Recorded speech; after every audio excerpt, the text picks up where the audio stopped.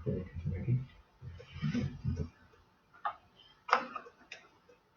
Así que hay como todavía un circulito, así que como que no estoy seguro.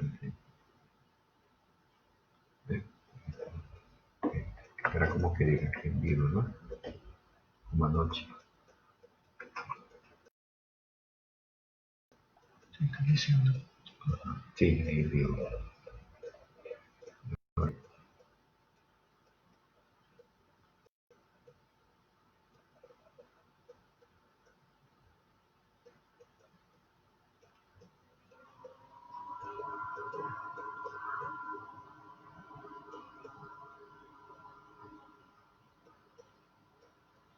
Cuando empieza a olvidar, se siente como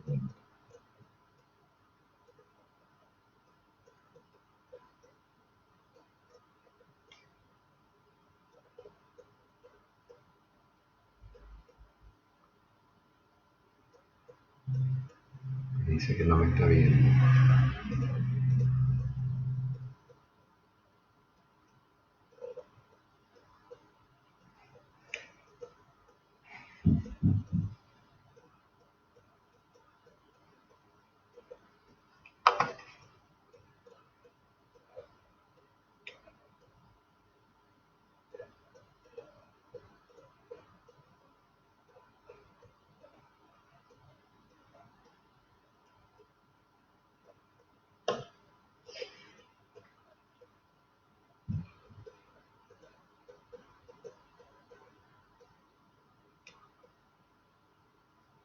No me está viendo.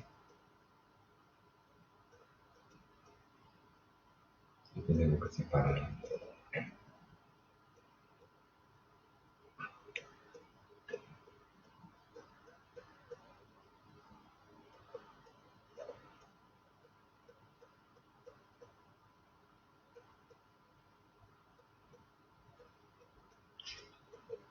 Buenos días, ¿cómo están? Bienvenidos a la charla de hoy.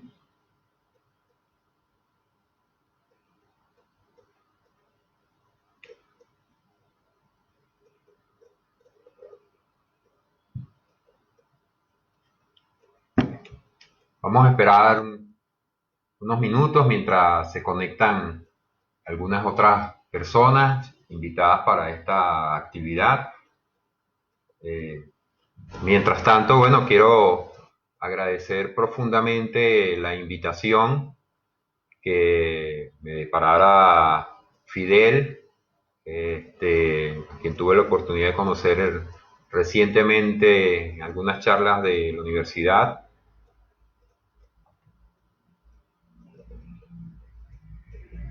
No me oyen.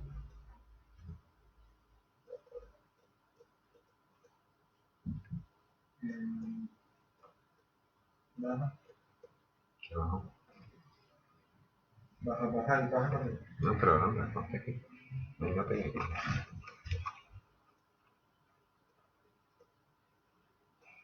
Intentarlo. Vale.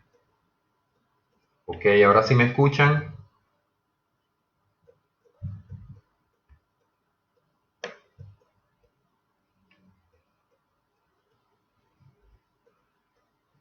A ver, me gustaría si alguien me indica si me están escuchando en este momento.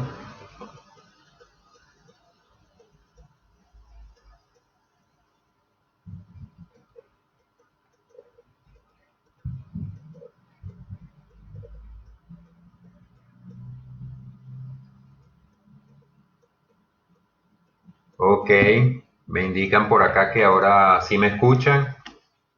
A ver si alguien más me puede indicar si me están escuchando. Bien, quisiera, bueno, inicialmente agradecer la invitación de la universidad y celebrar, por supuesto, estos 25 años, 25 aniversario de la Universidad Libre del Ambiente. Para mí es un total placer poder compartir con ustedes eh, parte de mi experiencia, okay, profesional en el área de los cetáceos, que es lo que vamos a hablar hoy. Eh, y bueno, Eh, a Fidel particularmente, muchísimas gracias por la invitación y por considerarme dentro del grupo de personas que van a participar en estas actividades online, pues aprovechando eh, mientras se incorporan.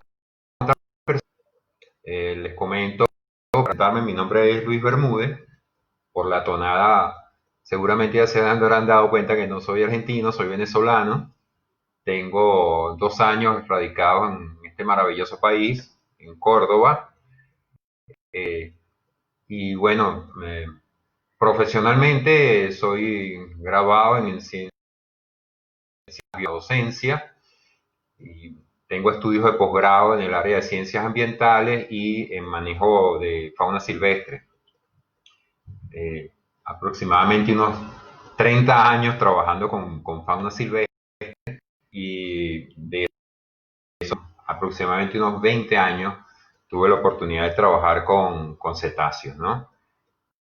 Eso me permitió, digamos, ser parte durante un tiempo de director de la Red Nacional de Varamiento de Mamíferos Marinos, posteriormente ser director de la red de varamientos de mamíferos marinos del estado de Nueva Esparta, que es la provincia de Nueva Esparta, de donde yo vengo, donde tenemos la gran fortuna de ver muchas especies de cetáceos.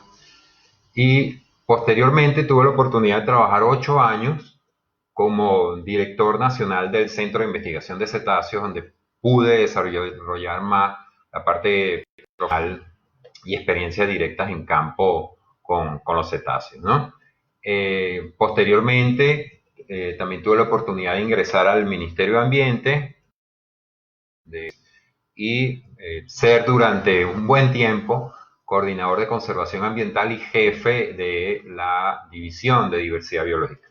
Con ello, pues siempre me correspondió afortunadamente trabajar con fauna silvestre y en especial con los área en la cual yo he tenido la oportunidad de trabajar más como investigador, investigador en campo y investigador, porque he tenido la posibilidad de trabajar mucho tiempo haciendo autopsias, necropsias de cetáceos, más de 200, y eso, digamos, me permitió indagar en todos los aspectos anatómicos de los cetáceos, que vamos a ver mucho de eso ahora durante la charla. ¿Ok? Esta es una charla muy amena, digamos que no tiene una estructura exageradamente formal, sino que voy a ir desde algo muy sencillo hasta curiosidades, que es lo que queremos hablar el día de hoy, ¿no? Curiosidades de los cetáceos. Eh, por decirle de alguna forma, y eso siempre lo decimos en nuestros cursos, en nuestras charlas, los cetáceos son los mamíferos más diferentes a los mamíferos. Son los mamíferos más alejados del plan mammaliano. ¿Ok? Y vamos a empezar un poco por ahí, por lo más sencillo. ¿Ok? ¿Qué son mamíferos? ¿Por qué nosotros somos mamíferos? ¿Qué condiciona a los mamíferos? Bueno, lo que rápidamente nos dice que somos mamíferos, por supuesto que amamantamos. Es decir, nos alimentamos de leche materna. Es decir, las hembras de la especie tienen glándulas mamarias que nos permiten a nosotros amamantar y alimentarnos en los primeros estadios de vida. Bueno, ahí empieza una de las diferencias con los cetáceos. Los cetáceos, a pesar de que son mamíferos, en este caso mamíferos marinos, no amamantan, ¿ok? Sí consumen leche, pero no amamantan mecánicamente. Lo vamos a ver luego. Otra condición para ser mamífero, por supuesto, que tengamos respiración pulmonar. Es muy fácil respirar con pulmones estando en tierra, ¿ok? Pero estando en un medio acuático, respirar con pulmones o a través de los pulmones no es tan fácil. Eso requiere que cada cierto tiempo yo debo ir a superficie para respirar, ¿ok? Respirar aire. Luego, todos los mamíferos tenemos una estructura esquelética ósea. Hay algunos vertebrados, por supuesto, cuya estructura esquelética es cartilaginosa, como el caso de tiburones y ballenas, pero en el caso de los mamíferos tenemos estructura ósea, endoestructura ósea, ¿ok? Como es el caso también de los cetáceos. Luego, una condición aquí que ya seguramente nos va a llamar la atención, es decir, bueno, estos animales, estos cetáceos como que son distintos, es que todos los mamíferos tenemos pelos, ¿ok? Todos los mamíferos tenemos pelos. El ser humano quizá en menor cantidad que la mayoría del resto de los mamíferos, pero ese pelo nos permite a nosotros condicionar una temperatura. Nosotros somos también homeotermales, ¿ok? Una cobertura nos permite, por supuesto, que la pérdida de calor por conducción no sea tanto o por convección, pues tenemos pelo. Entonces uno dice, bueno, pero ¿y dónde están los pelos de los cetáceos? Ok, ya vamos a ir para allá, ya vamos a explicar eso. Y otra cosa es que todos los mamíferos tenemos dientes, ¿ok? Pero también por ahí nos han dicho que las ballenas no tienen dientes. Entonces, vamos a ver un poco eso. Ok, vamos a ir un poco ahora con, a ver, los mamíferos marinos. Los cetáceos están dentro de los mamíferos marinos. Los cetáceos no son los únicos mamíferos marinos, ¿ok? Dentro de los mamíferos marinos tenemos a los sirénidos, que son los manatíes y los dugones, ¿ok? Tenemos a los pinnípedos, donde están los otáridos y los fósidos, que ustedes los tienen acá, ¿verdad? Que son los lobos marinos y son las focas. Están los úrsidos también, porque los osos polares, por sus condiciones de vida, también se considera que son mamíferos marinos. Mamíferos acuáticos, por ejemplo, el hipopótamo, ¿ok? Prácticamente un mamífero acuático. ¿Okay? Pero todos ellos tienen una característica, ¿ok? Que de una o de otra forma en algún momento van a tierra o dependen de el espacio terrestre, exceptuando los sirénidos y los manatíes. Los cetáceos en ningún momento necesitan estar en tierra. O sea que son mamíferos marinos perfectamente adaptados al medio marino. Y ahí viene, por supuesto, un proceso evolutivo interesante. Es que tuvieron que adaptarse a un medio mucho más denso que permite o que hace que nuestro cuerpo pierda calor 25 veces más rápido que en tierra, ¿verdad? Es un medio hiperosmótico. Entonces, debo condicionar evolutivamente una cantidad de situaciones anatómicas y fisiológicas que me permitan estar en ese medio. Entonces, los cetáceos pasaron por un proceso evolutivo relativamente corto en comparación con otros mamíferos.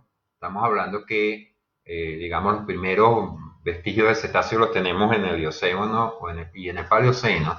Eso es relativamente corto para la evolución de otros mamíferos. Pero los cetáceos, en dado caso, su evolución podemos decir que fue exitosa. ¿Okay? Tenemos aproximadamente unas 80 especies de cetáceos en el planeta, divididas básicamente en tres formas, digamos, dentro del lenguaje vulgar: delfines, ballenas y marsopas. ¿Okay? Sin que eso sea una clasificación científica, y ya lo vamos a ver, porque hay muchos cetáceos llamados ballenas que no son ballenas, ¿ok? Y ya se los adelanto, el cachalote, por ejemplo, no es una ballena como tal, no es una ballena verdadera, tiene dientes, por tanto no es una ballena. O la mal llamada ballena asesina, la orca, que no es una ballena tampoco, porque es un delfín, ¿ok? Eh, los cetáceos están agrupados dentro del orden Artiodactylio. Antes se consideraba orden cetáceo como un orden aparte, ahora no. Los cetáceos están incluidos dentro del orden Artiodactylio. Y los cetáceos forman parte de un infraorden, ¿ok? Y ellos tienen entonces dos paraórdenes o parvaórdenes, que serían, y es la forma más fácil de diferenciar los cetáceos, los odontocetos y los misticetos. Es decir, los odontocetos, los que tienen dientes, y los misticetos, aquellos que no tienen dientes, sino que tienen barbas, aunque han desarrollado internamente unas estructuras queratinosas, que se les llama barba, o se les llama quetus, ¿okay? O se les llama mistelos, y el nombre de cetáceo viene precisamente de esa palabra quetus, ¿okay? Que significa quetas o láminas. ¿ok? Inicialmente se decía que venía el nombre, la palabra quietus, que significaba monstruo marino, pero no es así realmente. Entonces tenemos, digamos, dos grandes grupos, los misticetos, ¿ok? Que tienen 4 familias, y los odontocetos que tienen 8 familias. Es decir, hay muchas más especies de odontocetos, donde están los delfines, el cachalote, etcétera, que misticetos, donde estarían las verdaderas ballenas, ¿okay? Por decirlo de una forma. Lo interesante es que ese proceso evolutivo en los cetáceos se considera un proceso evolutivo retroverso, es decir, siempre nos ha enseñado que los animales terrestres provienen del medio acuático, o sea, del mar, ¿ok? Pero en este caso, a los cetáceos como que no les gustó mucho la cosa en tierra y regresaron evolutivamente al mar, ¿ok? Entonces, tuvieron que adaptarse evolutivamente, adaptarse a través del proceso evolutivo, por supuesto, que no es tan sencillo, a las condiciones de un medio sumamente complicado. Entonces, voy a darle aquí algunas cosas, algunos parámetros de curiosidades para que ustedes vayan saboreando cuáles son las diferencias entre los cetáceos y el resto de los mamíferos marinos. Y voy a hablar particularmente de una especie y vamos a desprender otras cosas. La ballena azul, ¿ok? Que es un balenopterio musculo, un rorcual. Rorcual quiere decir que tiene surcos, ¿ok? A través de la zona ventral que se abren, permiten que se expandan y ingerir gran cantidad de agua para después filtrar. La filtración en las ballenas es contraria a la dirección de entrada del agua, es decir, la ballena no filtra el alimento que está ahí, el microplancton, el krill, los microorganismos, no lo filtra en dirección a entrada a su boca, sino que una vez que abre la boca y traga esa cantidad de agua, toneladas, litros de agua, expulsa otra vez el agua a través de esas barbas, recoge con la lengua y traga. Bueno, la ballena azul, en este caso, que es la que quiero hablar, lo que es un habitante de las aguas argentinas, pesa nada más y nada menos que 200 toneladas en estado adulto, en el caso de las hembras. Las hembras en las ballenas verdaderas, por decirlo de una forma, las que no tienen dientes, las hembras son más grandes que los machos, ¿ok? Lo que lo hace un tanto diferente del resto de los mamíferos terrestres. ¿Por qué? Bueno, porque necesitan tener el suficiente volumen. Uy, se me cayó el video. Se cayó. ¿Qué hago?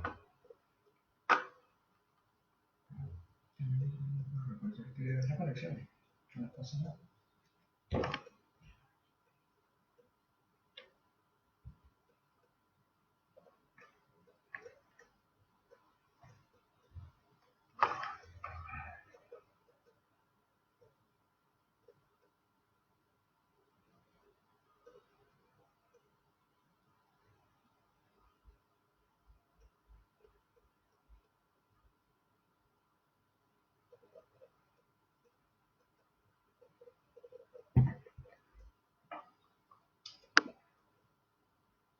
No, es que está bien.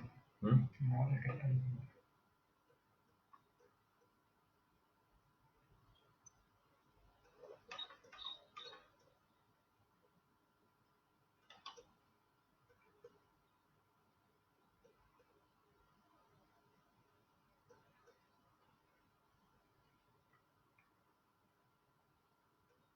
A ver si cambia.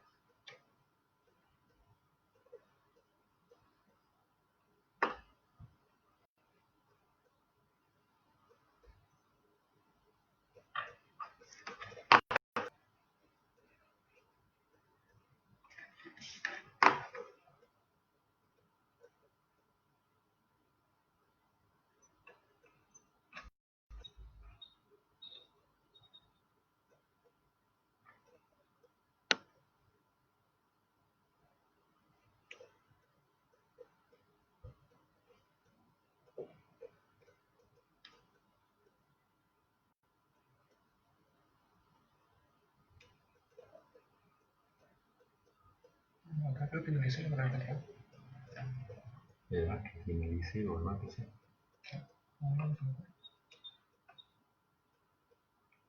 ¿Me ven y me oyen?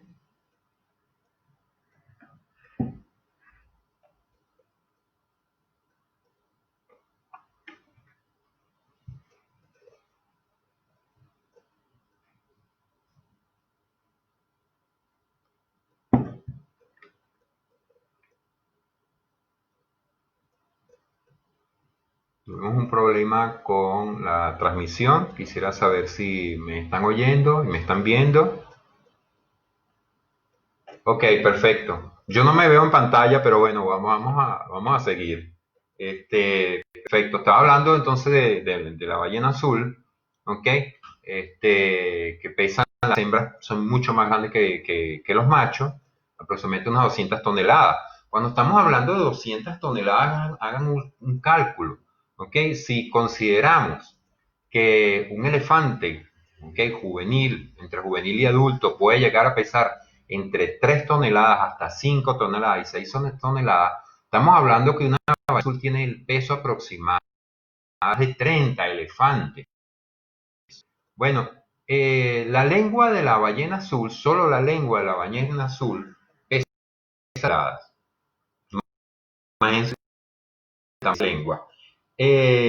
Interesante, por ejemplo, que en el caso de la alimentación de las crías nacen, imaginen ustedes que las crías nacen de 8 de longitud, ¿ok? Y son capaces de pesar hasta 3 toneladas cuando nacen. Eso implica que ese animal debe alimentarse con grandes cantidades de leche. Bueno, aproximadamente la ballena azul puede alimentarse, las crías pueden alimentarse con casi 400 litros de leche diario. Eso permite que la cría pueda aumentar de peso 4 kilos cada hora. ¿Okay? Y eso es necesario para poder alcanzar esos volúmenes tan extraordinarios que logra tener esta ballena. Bueno, el corazón de una ballena azul es tan grande que pesa aproximadamente, puede llegar entre 800 y 900 kilos. Eso es más o menos lo que pesa un carro, ¿verdad? Un 147. Y el corazón es tan grande que cualquiera de nosotros pudiera caber dentro de las aurículas. Pudiéramos entrar dentro de las aurículas. La cantidad de la cantidad de sangre bombeada por el corazón es tal que una ballena azul tiene 15.000 litros de sangre, ¿ok? 15.000 litros de sangre es más o menos lo que tendríamos 3.000 personas, ¿ok? Entonces, la cantidad de sangre que tiene una ballena azul es equivalente, una sola ballena azul es equivalente a la cantidad de sangre que tendríamos 3.000 personas. Es tanta la cantidad de sangre que ese corazón tan grande no puede latir, ¿verdad? A la misma velocidad que latiría el corazón de cualquier mamífero terrestre, como el caso nuestro. Entonces, el latido del corazón de la ballena azul se realiza una vez en segundos. Pero es tan fuerte ese movimiento, ¿verdad? Ese impacto sístole-diastólico es tan fuerte que el sonido puede ser escuchado hasta 1 kilómetro de distancia bajo el agua. Fíjense usted, cosa que para ella no es una gran ventaja porque las orcas, que son animales que tienen un sistema de cacería impresionante, muy superior incluso al de los lobos terrestres, oyen, perciben ese sonido y pueden ir a atacar a la ballena azul, cuyo principal alimento o degustación de la ballena azul es precisamente la lengua. ¿Ok? El chorro, fíjense que hay algo que a veces hablamos, ¿no? Que es el chorro de agua, ¿no? El chorro de agua a través del respiradero o el espiráculo realmente no es agua, ¿ok? Y no hay forma, ¿ok? Y eso siempre se lo digo en las charlas cuando a veces vamos a los colegios, no hay forma de que Pinocho hubiese salido por ahí, ni Nemo, ni nada de esas cosas. O sea, no hay comunicación en el aparato epiglotofaringio entre lo que sería el esófago y la tráquea. O sea, no hay forma que lo que yo trague o la ballena vaya a tragar lo pueda expeler a través del respirar. ¿Okay? Lo que realmente está saliendo a través del respiradero, ¿ok? Es aire muy condensado.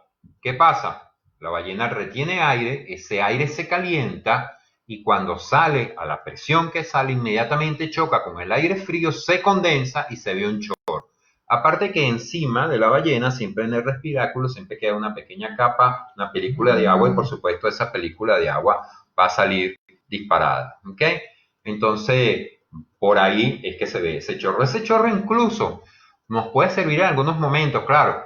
El mar debería estar muy calmo, Beaufort muy bajo y las condiciones del viento ideales, porque la forma del chorro expelido por las ballenas, la forma de esa agua que sale ahí, que dibuja ese aire condensado, puede diferenciar algunas especies. Por ejemplo, el de cachalote es totalmente hacia el lado izquierdo, muy inclinado, aunque no es una ballena, repito, pero nos puede permitir identificarlo.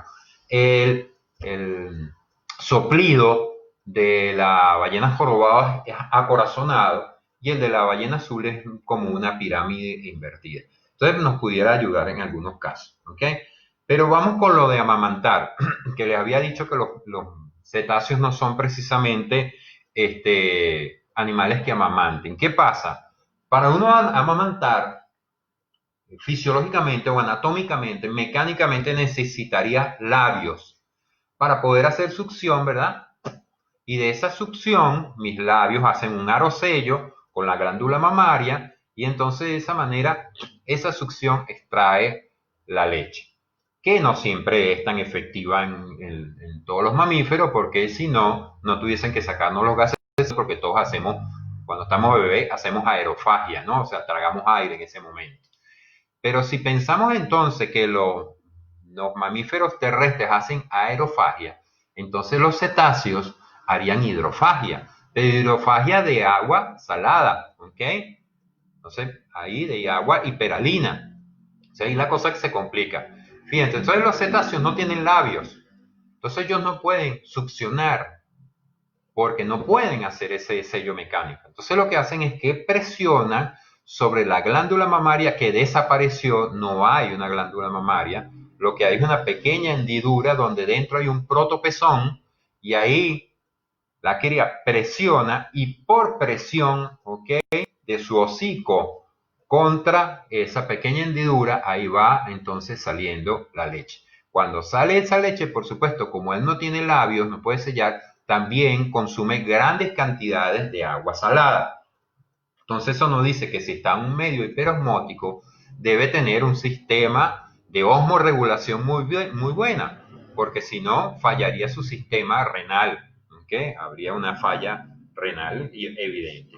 Entonces, hay algunas cosas que cambian, ¿ven? Drásticamente con los cetáceos. Entonces, es un mamífero marino, ¿ok? Es un mamífero que no mama. Entonces, ahí hay algo distinto.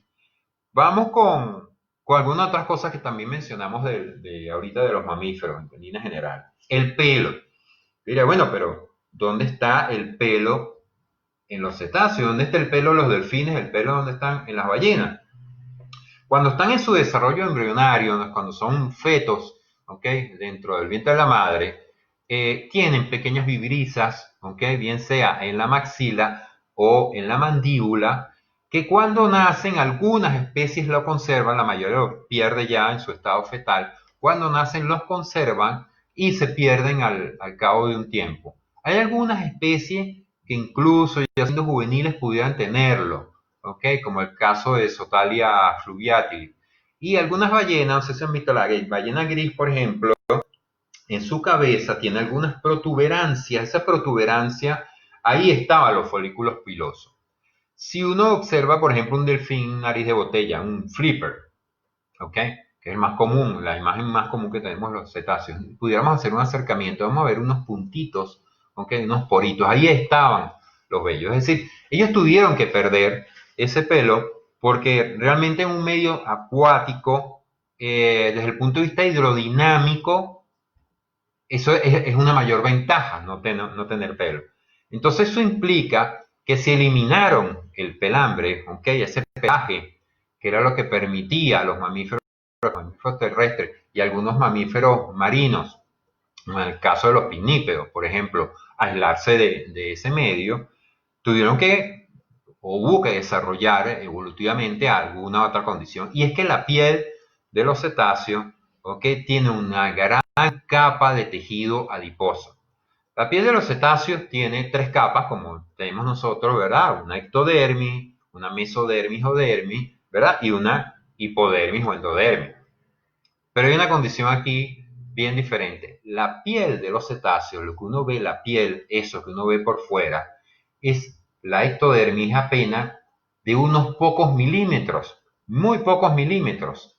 De hecho, es de calidad, de consistencia lipoproteica. No es piel, ahí no hay glándulas sudoríparas, no hay poros sebáceos, no hay glándulas sebáceas, no hay terminaciones nerviosas.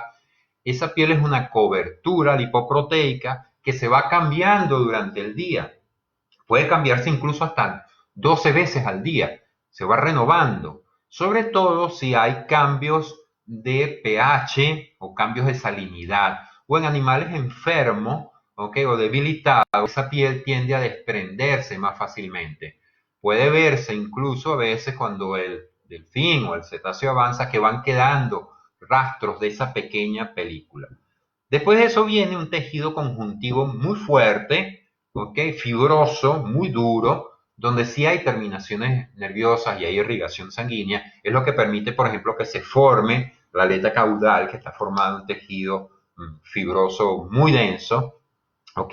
Y debajo de eso hay una capa más gruesa, mucho más gruesa, dependiendo por supuesto de la especie, que es de tejido conjuntivo laxo, es lo que pudiéramos decir la grasa de ballena, donde está el aceite de ballena, lo que condujo por supuesto a muchas especies casi al borde de la extinción, porque bueno, cuando existían los famosos balleneros, capturaban las ballenas era para extraer el aceite que se obtiene de esa grasa de ballena. Algo interesante de la piel de los cetáceos es que, a ver, si uno ve un delfín, imagínense de nuevo la imagen de Flipper, un delfín de botella, uno pareciera, ¿verdad?, que fuese totalmente liso. Y no es así.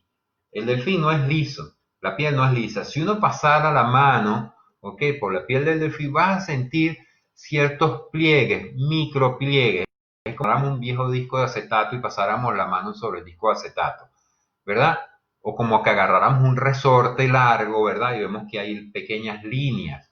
Eso tiene dos explicaciones. Una, que es que permite que la piel no genere tanta adhesión en un medio acuoso, un medio acuático, ¿verdad?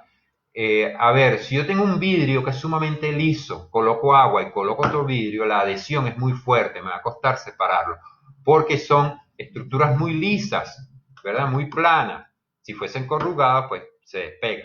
Y así es más o menos lo que ocurre con la piel del delfín. Si fuese sumamente lisa, habría más adhesión con el medio acuoso.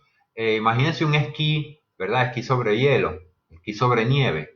Esos esquíes por debajo no son totalmente lisos, son corrugados, porque si yo me deslizo con el esquí, a medida que la nieve, ¿verdad?, se va calentando y el esquí se va calentando, generaría adhesión. Entonces son corrugados precisamente para que no haya adhesión sobre el medio.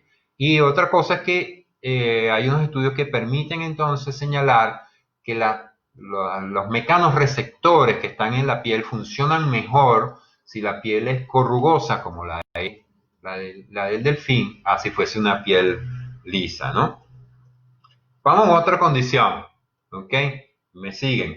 Vamos con las extremidades. Fíjense, para ser mamífero, todos los mamíferos tenemos cuatro extremidades. Superiores, dos superiores o anteriores, dependiendo si somos cuadrúpedos o bípedos erguidos o bípedos funcionales, y las inferiores o posteriores, brazos y piernas, por decirlo más comúnmente. Pero los cetáceos no tienen eso, ¿verdad? Los cetáceos, ¿verdad?, que evolutivamente, ¿verdad?, tienen como una forma muy parecida a la de un pez. Pero hay algo interesante ahí. Vamos con las aletas. Tenemos aletas dorsales aletas pectorales y la aleta caudal o cola.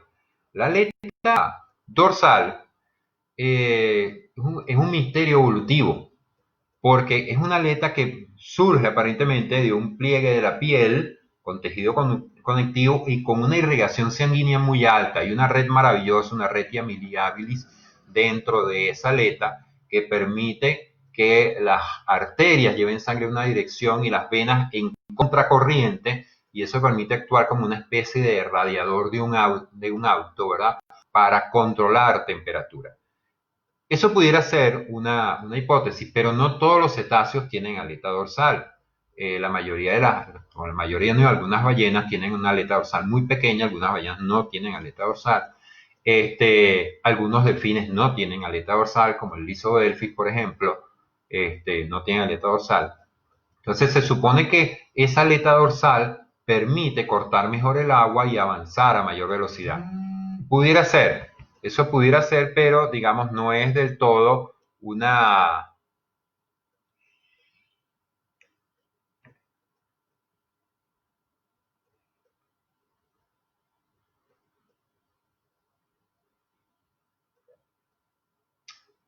Se cortó ahora.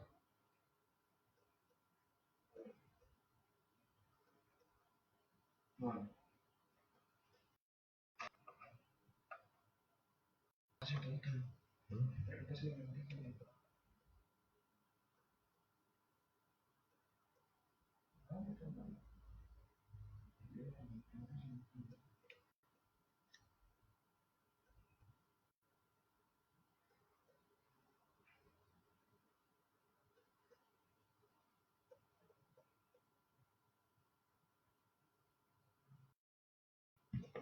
Hola, quisiera saber si me están viendo, si se escucha y si me están viendo.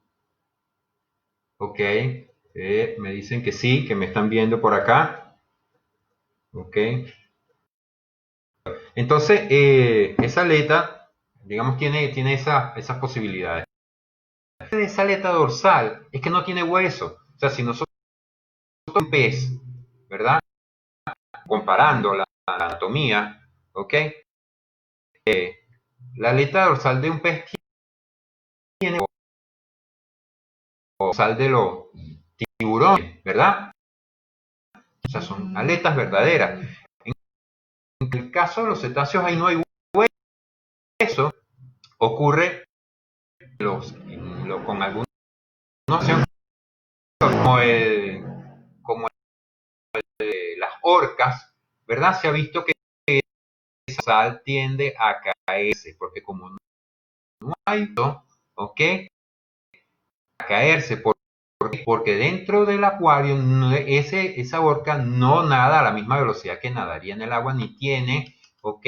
El mismo trabajo del agua, porque no tiene las profundidades, y hay otras condiciones de alimentación ahí que pudieran hacer que esa aleta dorsal, ¿se acuerdan la famosa Willy, liberen a Willy, ¿verdad? Que la aleta dorsal estaba caída. Ok, vamos entonces con las aletas pectorales. Las aletas pectorales son las que están aquí abajo en el pecho, estas dos aleticas que están acá. Una modificación absoluta de las extremidades anteriores. ¿Ok? Esa aleta es totalmente una aleta plana. Lo que se mueve realmente en la aleta cuando el delfín hace el movimiento o la ballena, lo que se mueve es el hombro, la articulación del hombro, que por cierto no tiene clavícula. ¿Ok? No está unida al esternón, no hay clavícula, la perdieron.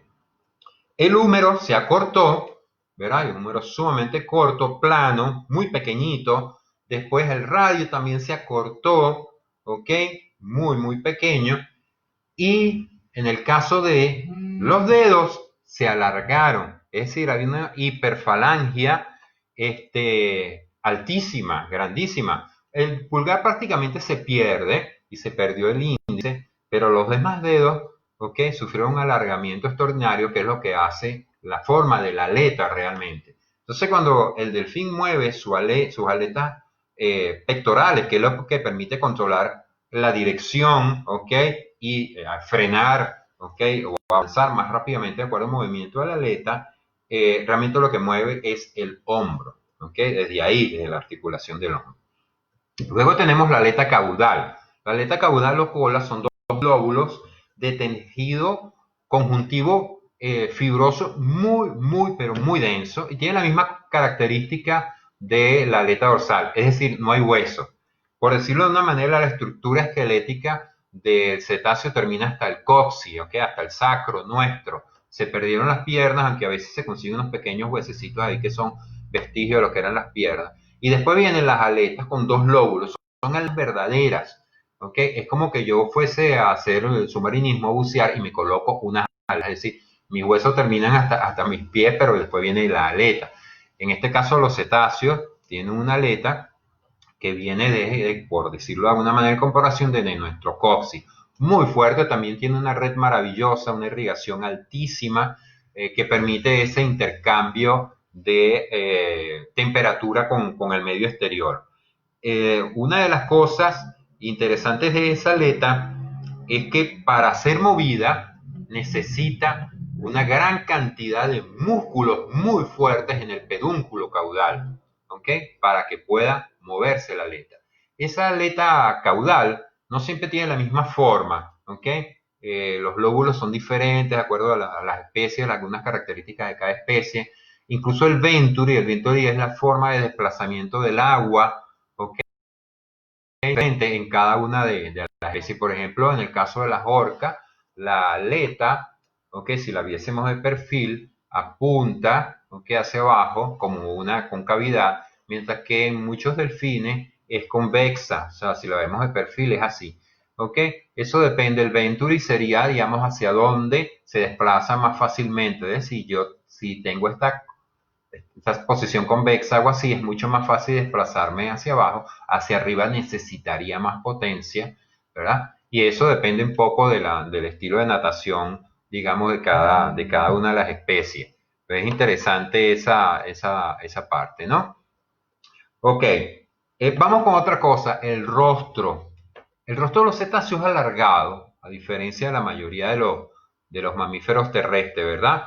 Y es que sufrió un cambio evolutivo interesante. Lo que hay es un alargamiento exagerado del plano cráneo, o sea, a ver, de la cara, ¿okay? La estructura ósea, lo que sería el rostro, la cara, un alargamiento del plano cráneo y hubo un acortamiento del basicráneo, que sería esta zona aquí, ¿no? Que iría desde los huesos frontales hasta el vaso occipital.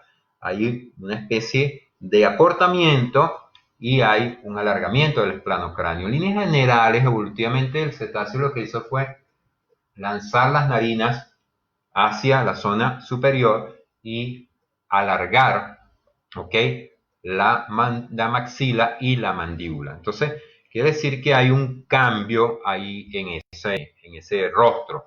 Ese rostro en la maxila, ¿ok? En el caso de los misticetos, tiene las barbas, tiene los mistelos, las cortinas, ¿verdad? Esa es la que estábamos hablando hace un rato.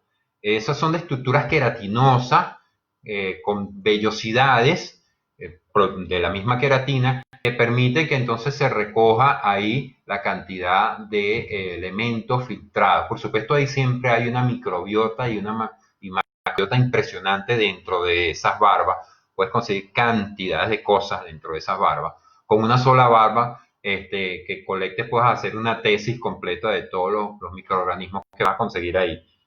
Y en el caso de los odontocetos, puedes conseguir dientes en la maxila y dientes en la mandíbula, pero no en todas las especies. Hay especies que solamente tienen dientes en la mandíbula, no en la maxila, ¿ok?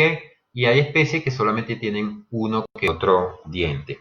Y vamos a ir con eso de los dientes ahora, ¿ok? Para establecer ahí algunas diferencias, algunas curiosidades. La mayoría de los odontocetos, que son los que tienen dientes, son homodóntidos, la mayoría. ¿Qué quiere decir homodóntidos? Que todos los dientes son iguales.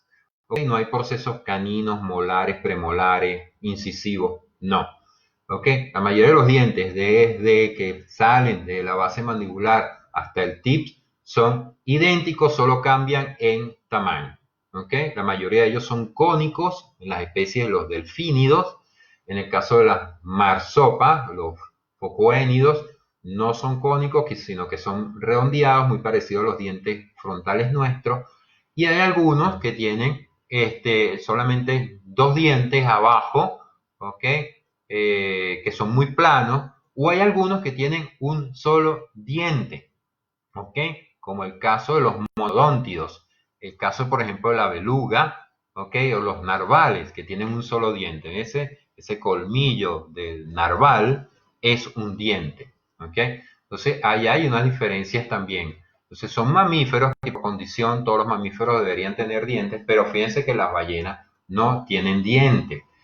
Entonces, eso es una diferencia y es lo que nos permite aseverar, por ejemplo, que un cachalote considerado una ballena no es una ballena verdadera.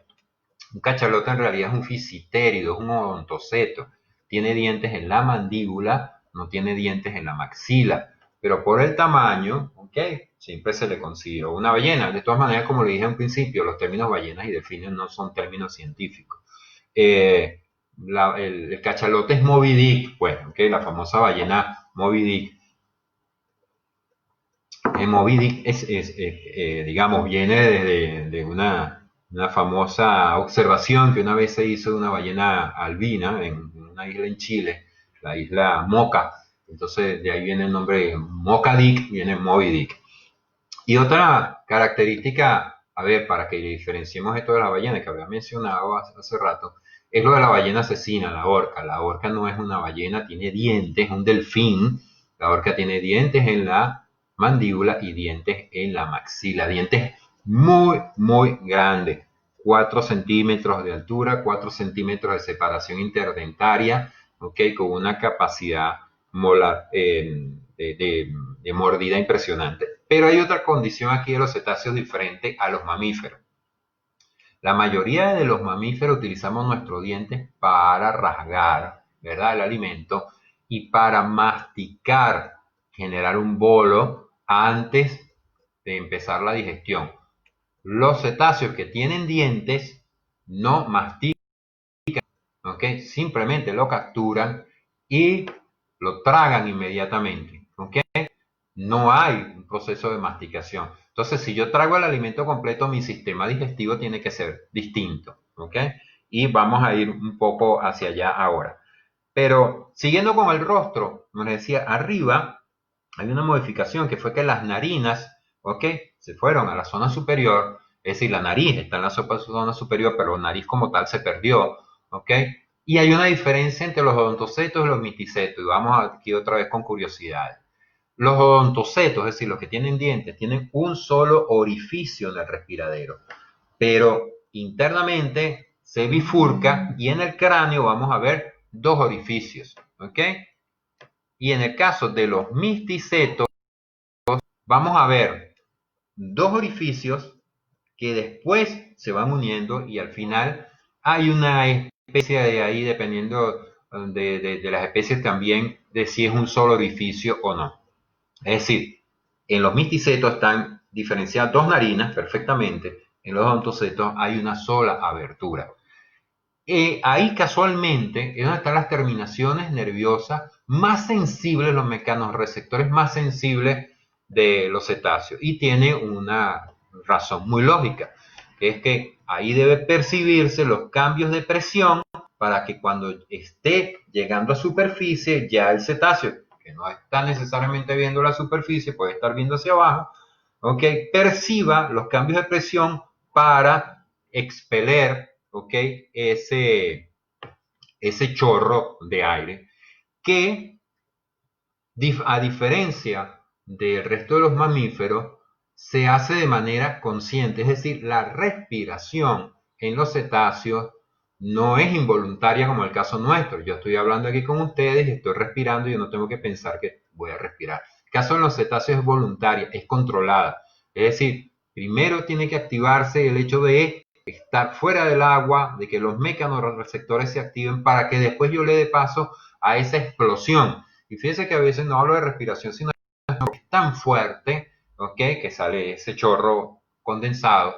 Y la respiración en los cetáceos no se hace de manera diafragmática, no se utiliza el diafragma.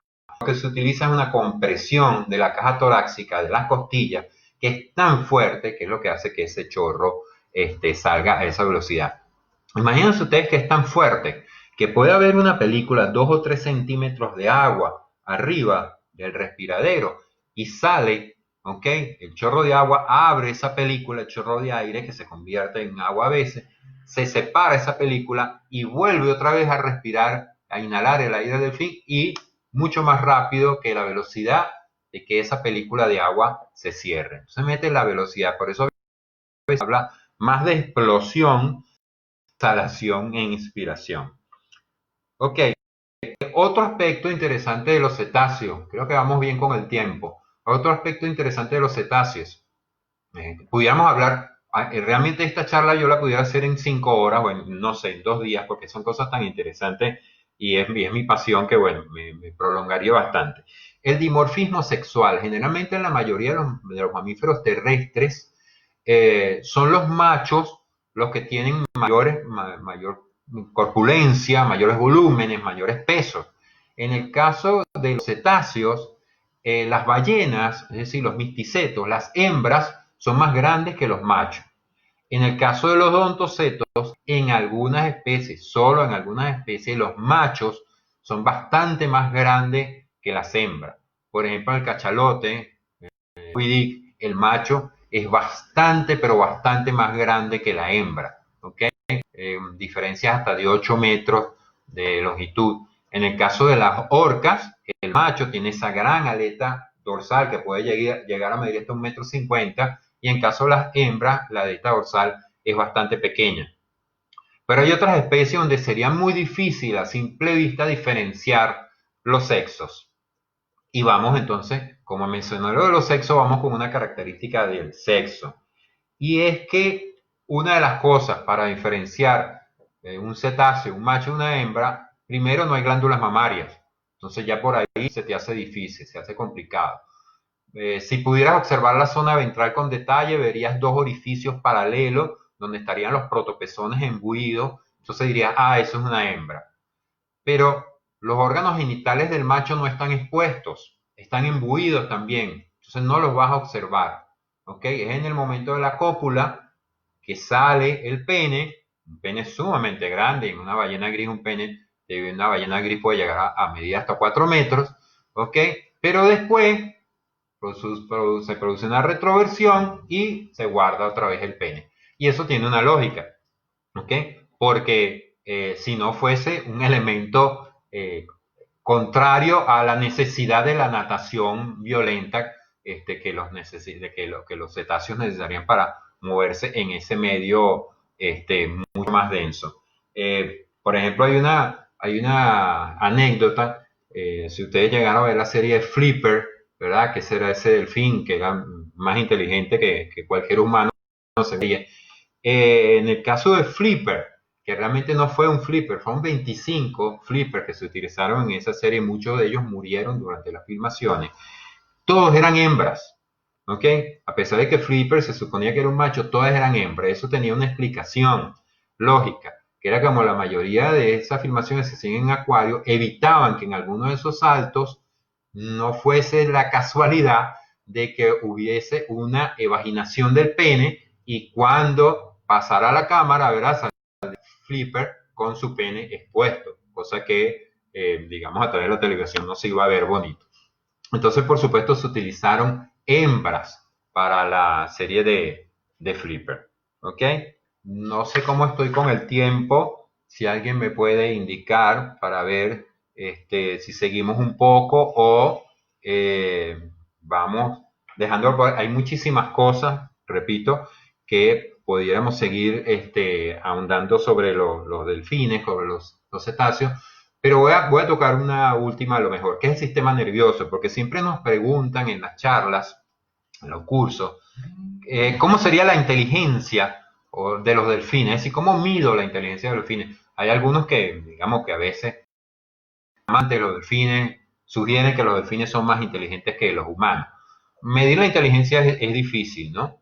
Pero hay un coeficiente que se utiliza para medir la complejidad cerebral, que es el o coeficiente de encefalización, que mide la relación que hay entre el volumen del cerebro y el volumen del cuerpo del individuo, el peso del cerebro en relación al peso del animal y la circunvolución, o sea, la del cerebro.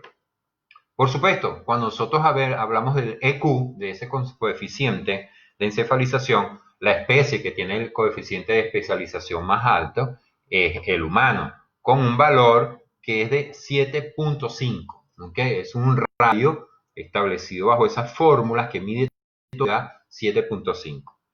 Cualquiera diría, bueno, si nosotros tenemos unos primos muy cercanos, que son los primates, debería ser algún otro primate el que tenga un coeficiente de encefalización cercano al nuestro. Bueno, resulta que el chimpancé, que dentro de los primates es el que tiene un coeficiente de encefalización más cerca a los humanos, es de 3.5, decía, de humanos 7.5. El de chimpancé es de 3.5. Pero el de los cetáceos, ¿ok? Y se ha medido en varias especies, básicamente en odontocetos, y en el caso de Sotalia, por ejemplo, es de 5.6.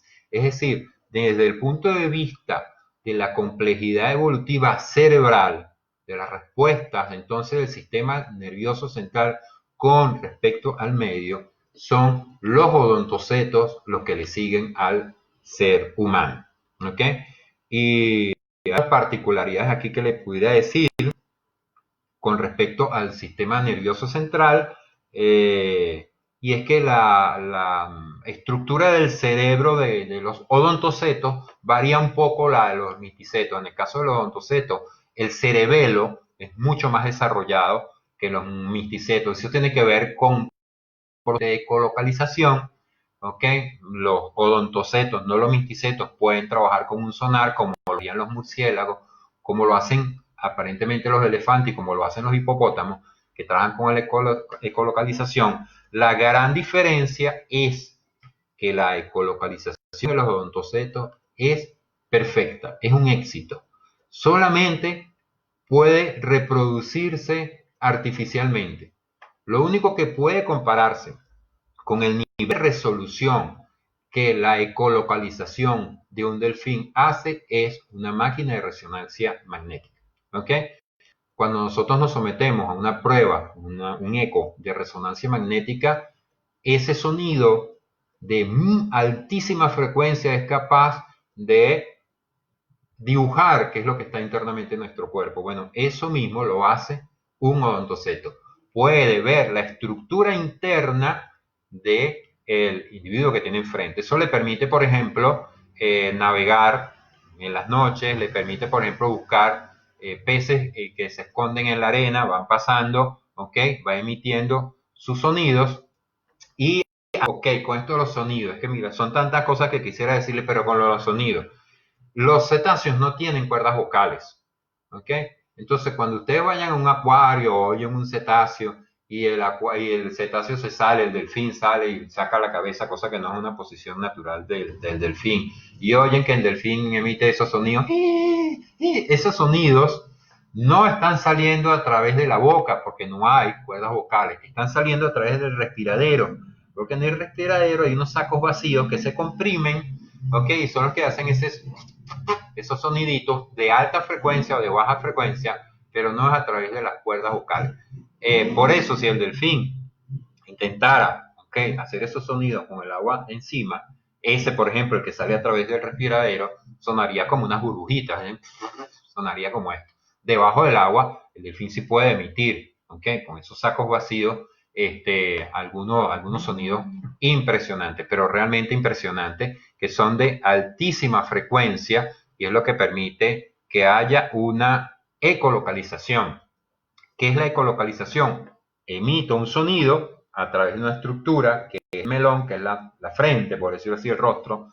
Ese sonido que sale de manera asimétrica, o sea, son muchos disparos, choca contra un objeto, después regresa de manera simétrica, llega a la mandíbula, ¿ok? No llega al oído externo porque no hay oído externo, no hay pabellón, llega a la mandíbula, que es hueca, con tejido denso, y de ahí ese sonido, digamos, se amplía porque está tocando medio sólido y hueco, como un tambor, y de ahí va al oído medio, al oído interno y va al cerebro. Entonces, el delfín puede, con los ojos cerrados, tranquilamente, saber dónde está el pez o dónde está el objeto que le están solicitando buscar, por ejemplo, en un acuario, ¿no? En los acuarios se han hecho pruebas de colocar bolitas de igual volumen, pero diferente consistencia, por ejemplo, una bolita de oro, de plomo, y le colocan unas chupas en los ojos a los odontocetos, a los delfines, y le mandan a buscar la bolita de oro, que tiene mismo volumen y a lo mejor hasta el mismo peso, y puede identificar cuál es la de oro, cuál es la de plomo, cuál es la de plata, etcétera. ¿Por qué? Porque la ecolocalización en estos animales es extraordinaria. Como le digo, lo único que puede compararse es una máquina de resonancia magnética. La ecolocalización es lo que utilizan en algunos acuarios para trabajar con lo que muchos conocen como delfinoterapia. No sé cómo estoy de tiempo, si podemos recibir algunas preguntas. Creo que ya estoy sobre la hora. A ver si hay algunas preguntas que quisieran hacer. Queda 80% de la información todavía pendiente sobre cetáceos porque realmente es un mundo fascinante. Siempre lo decíamos en Venezuela y lo repetimos aquí, el que quiera trabajar con cetáceos, investigar sobre cetáceos tiene un mundo abierto porque hay tantas cosas que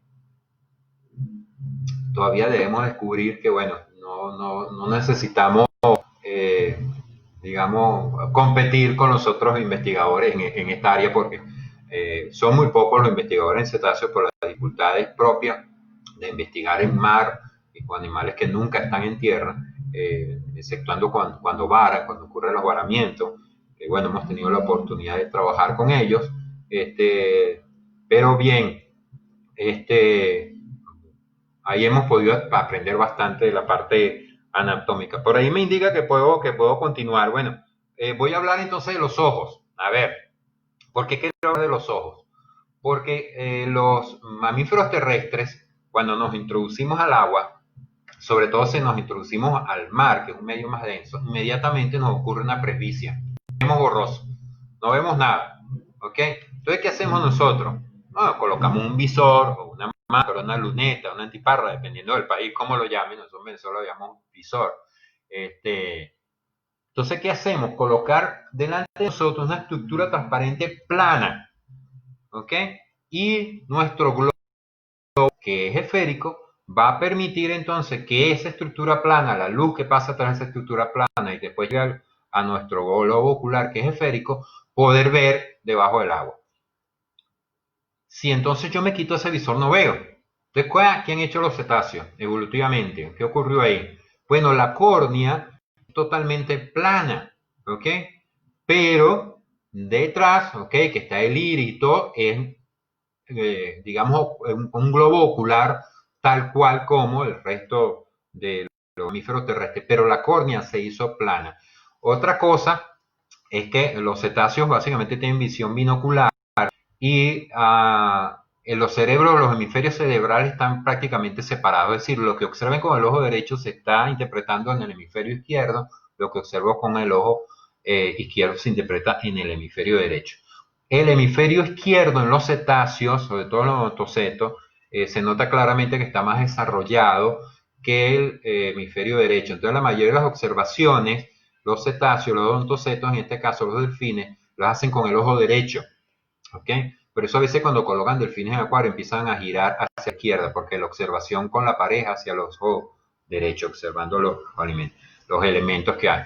Otra cosa es que, y eso está comprobado en los delfines nariz de botella, los flippers, es que puede estar, con un ojo puede estar observando hacia el frente, hacia el hocico, y con el otro ojo puede estar observando lo que hay en la cola, o sea que tiene retrovisor, tiene dos imágenes, ¿ok? Que el cerebro deberá interpretar.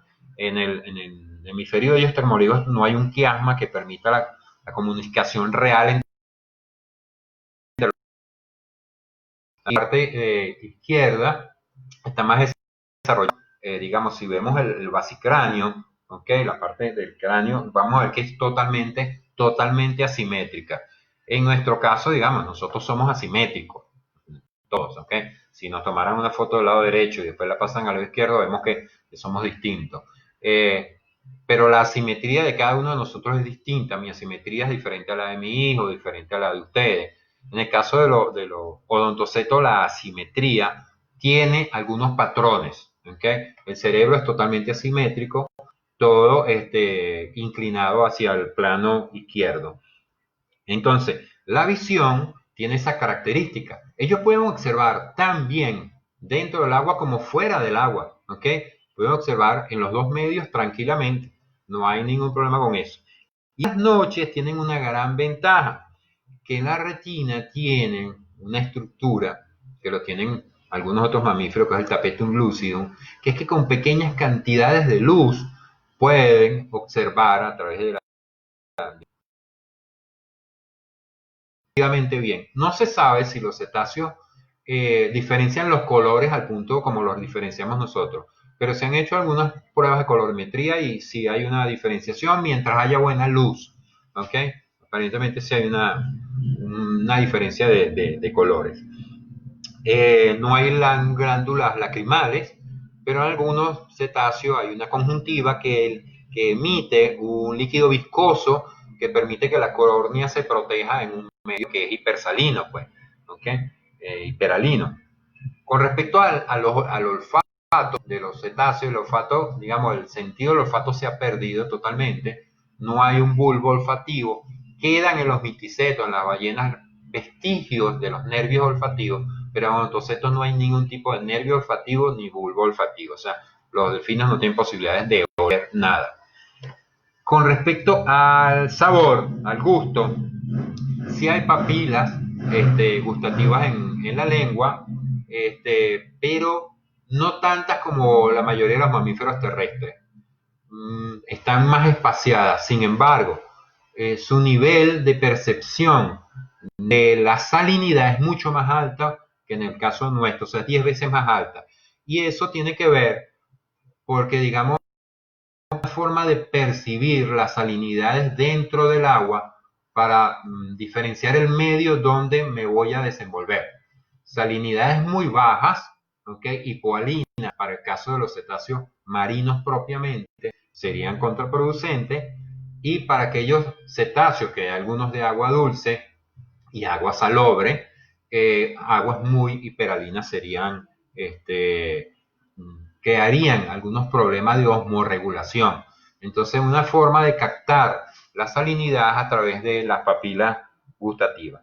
Otra cosa serían los mecanorreceptores de la piel, como yo decía, en la piel propiamente no hay mecanorreceptores y están muy localizados propiamente en las áreas sensibles. El área más sensible es el respiradero, decía, capaz de percibir la presión. Otra área sensible debajo de la axila, es muy sensible. Y otra área muy, muy sensible alrededor, o sea, la periferia urogenital. ¿Ok? Eso tiene lógica, por supuesto, para permitir la cópula de animales que no están viendo, no tienen la posibilidad de ver dónde están los órganos genitales. Otra cosa interesante, vamos al aspecto de la cópula. La mayoría de los mamíferos terrestres tienen cópula antero-posterior, es decir, el macho se monta encima de la hembra, ¿ok? La hembra, ¿verdad? Adopta una posición cuadrúpeda o sumisa y viene el macho y monta a la hembra. En el caso de los cetáceos no es así. La relación es frontal totalmente, ¿ok? No hay forma que sea antero-posterior, ¿ok? Es absolutamente frontal, ¿ok? Y eso ocurre en esta especie, exclusivamente en este grupo, en este que es un infraorden en realidad sumamente complejo, ¿no? Seguimos con otro aspecto de los sentidos. La audición. La audición en los cetáceos tiene algunas complicaciones que ya la dijimos, otras ventajas. Uno es que no hay pabellón auditivo, o sea, no hay orejas, se perdieron. Fíjense que algunos mamíferos, algunos los conservan, el caso, por ejemplo, los pinnípedos, ¿okay? Los lobos marinos tienen unas orejitas, pero en el caso de los cetáceos, una oreja, un pabellón de la oreja, un pabellón auditivo en el mar, si quiero desplazarme y tener esa forma fusiforme de fusil que tiene estas orejas. Entonces, en el lugar donde estaban las orejas hay una pequeña callosidad que aparentemente en los misticetos sí permite capturar algunos sonidos, pero en el caso de los odontocetos, los sonidos en realidad, como se lo dije ahorita, se captan es a través de la mandíbula, que es totalmente hueca, se considera, tiene un nombre que es hueso panorámico, esa mandíbula. Ahí tiene terminales nerviosas que van directamente al oído medio, el oído medio al interno, el interno va al cerebro. ¿Ok? En el caso de los misticetos, aparentemente sí hay funcionalidad de esa pequeña callosidad, porque capta sonidos más hacia la baja frecuencia. Los odontocetos trabajan más con alta frecuencia. ¿Ok? Entonces necesitan ese hueso panorámico que amplíe ese sonido y pueda ser interpretado en el cerebro. Entonces, digamos, hay algunas cosas interesantes en los cetáceos que se han perdido. A ver, se perdió propiamente una piel, ¿ok?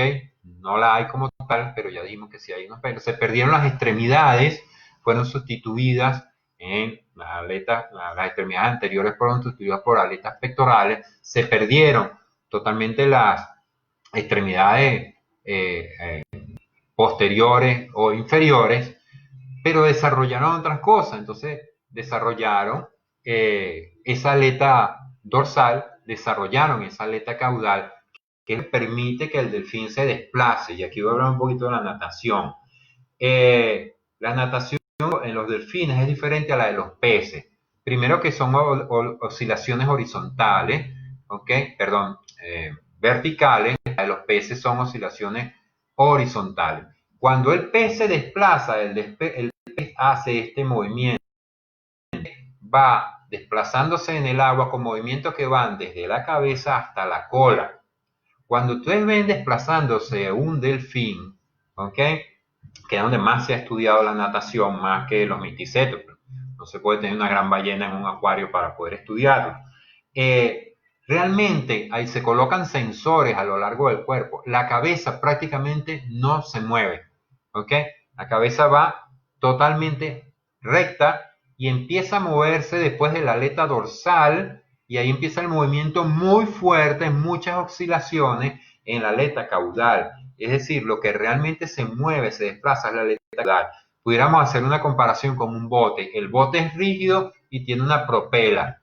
Bueno, así se desplaza un cetáceo, ¿verdad? Una propela. Si entonces yo mantengo el cuerpo rígido y tengo que mover esa aleta caudal, imagínense el pedúnculo caudal que necesito, imagínense la fuerza muscular que necesito para poder desplazar 140 toneladas o 200 toneladas. O poder sacar del agua completamente, como lo hace una ballena jorobada, ¿ok? Que supera las 40 o 60 toneladas.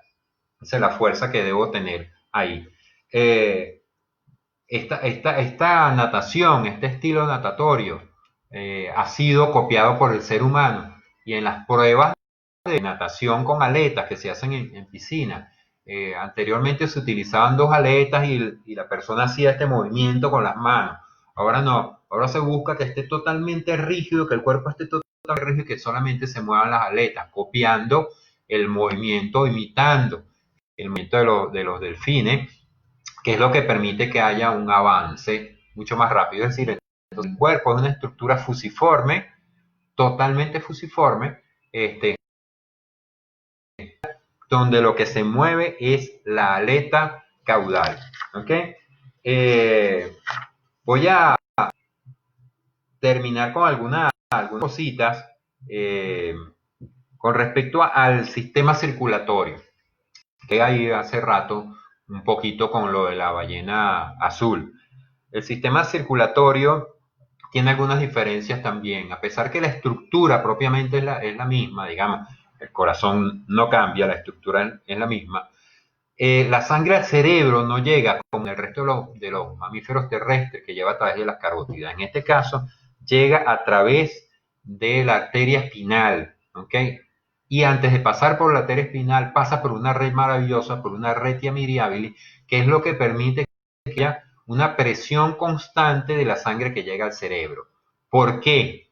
Porque resulta que cuando el delfín está en superficie y exhala, ¿ok? En ese momento las pulsaciones, ¿ok? El ritmo cardíaco se eleve, las pulsaciones pueden llegar hasta 120 por minuto. Pero cuando hace inmersión, entra en bradicardia inmersional, ¿ok? Y puede estar, ¿ok?, latiendo el corazón 2 o 3 veces por minuto. Entonces, ¿qué pasa? La presión de la sangre que llega al cerebro sería absolutamente distinta a la que hay en superficie a la que hay, por supuesto, cuando estoy haciendo una apnea, cuando el delfín está haciendo la apnea y entra en bradicardia inmersional. Entonces necesito que la presión al cerebro sea siempre la misma, independientemente que haya poca o mucha agua. Y aquí hay un símil. Imaginemos un dique nos lleva el agua hasta nuestra casa, nos la lleva por muchas tuberías. Ese diámetro de tubería va disminuyendo hasta que llega a nuestra casa. El dique puede estar lleno o puede estar relativamente intermedio o casi vacío y la presión de agua que me va a llegar a mi casa es la misma. ¿Por qué? Porque tenemos toda esa cantidad de tuberías, redes, que nos permite que la presión sea la misma. Eso es lo que ocurre también en esa red maravillosa, que se encuentra antes, ¿okay?, de la cervical.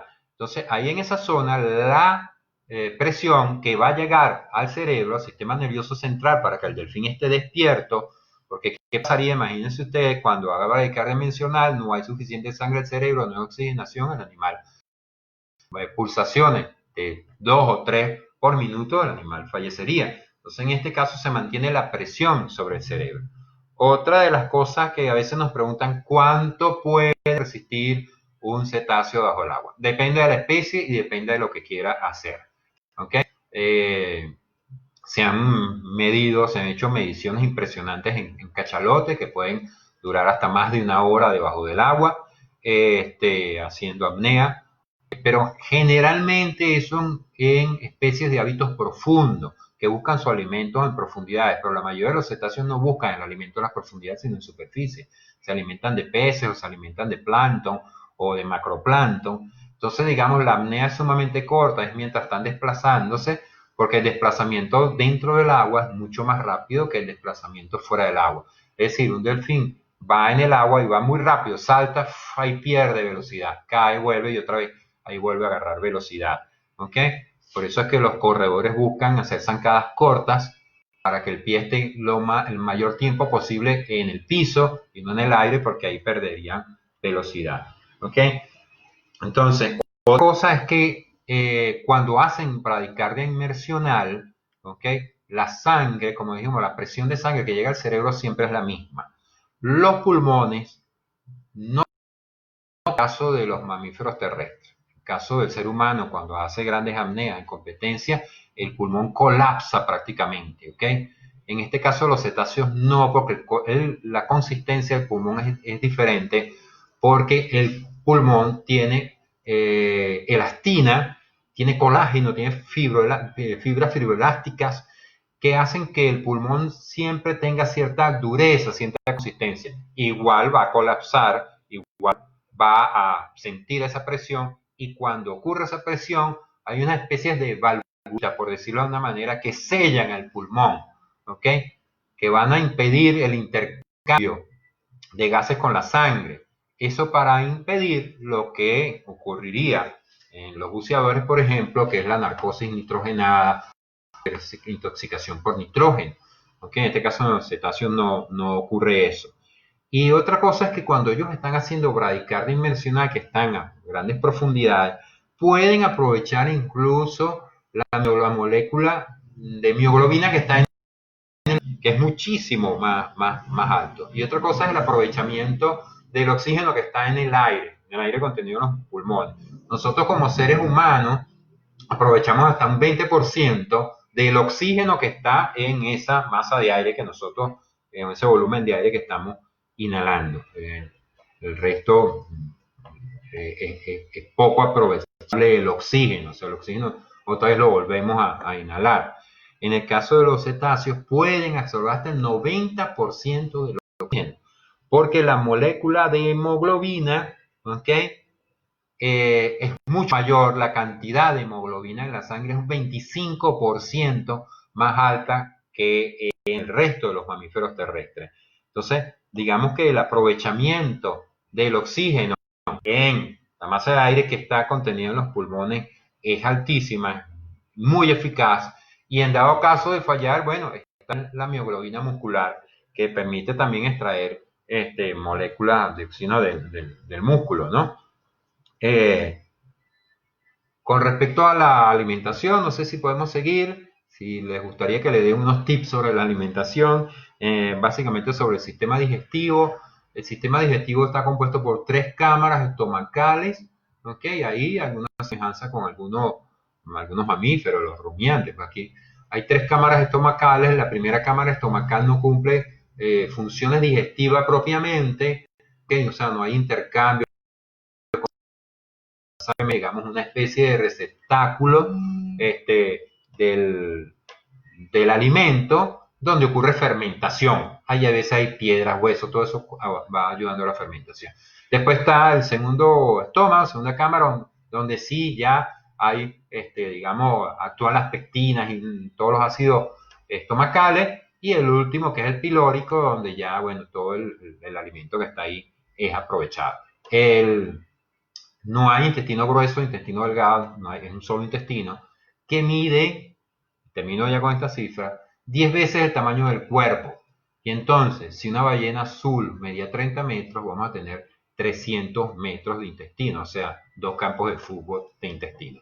Ok, me dicen por aquí que vamos cerrando entonces, espero que haya sido de su agrado la charla con todas las curiosidades de los cetáceos, nos disculpan los inconvenientes técnicos que tuvimos, pero bueno, siempre ocurren estas transmisiones en vivo.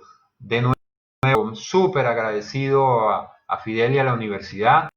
Un gran abrazo, felicitaciones a la Universidad Libre del Ambiente por estos 25 años de existencia y bueno, reiterar que cuentan conmigo, ya en la segunda charla pudimos dictar una en la propia universidad. Y nada, estamos a la orden y encantados de ayudarlos y colaborar con esta actividad.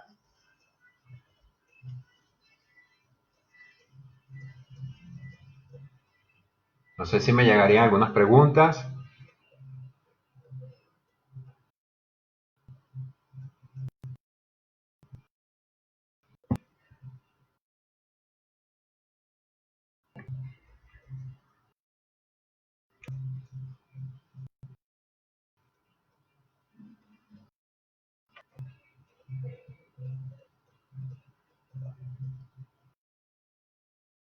Ok, vamos entonces a ver.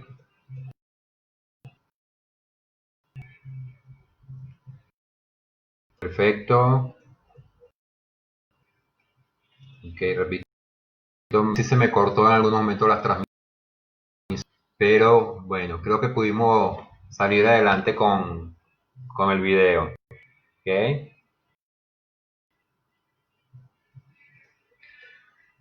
Ok, por aquí me dicen que todo estuvo muy claro y que las preguntas, las incógnitas se fueron despejando en la charla. Entonces, bueno, por aquí me preguntan